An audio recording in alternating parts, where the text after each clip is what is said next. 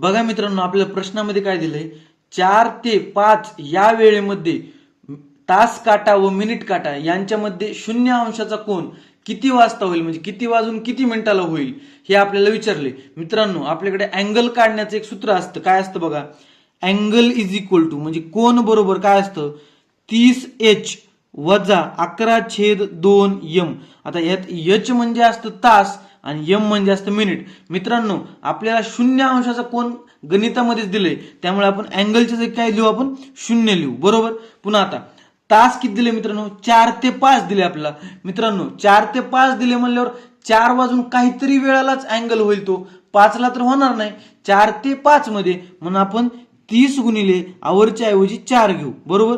पुन्हा -11/2m. आपल्याला मिनिटच काढायचे, किती मिनिटं काढायचे. बरोबर आहे. बघा आता काय होईल, आता 30 गुणिले 4 म्हणजे किती, 120 वजा 11/2m. आता मित्रांनो, इकडे 0, मग यातली एक टर्म इकडे नेऊ आपण. बरोबर. काय होणार बघा, इकडले -11/2m इकडे आले, -11/2m इकडे आले, इकडं 120 ला 120. बरोबर. आता बघा 2 इकडे जाणार, किती येणार, m बरोबर 240/11 आलं. बरोबर. आता बघा काटाकाटी करूया.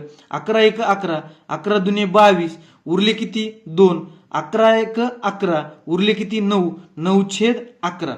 किती झालं, मिनिट आले 21.9/11. म्हणजे आपला वेळ काय असेल मित्रांनो, 4:21.9/11 मिनिटे. धन्यवाद.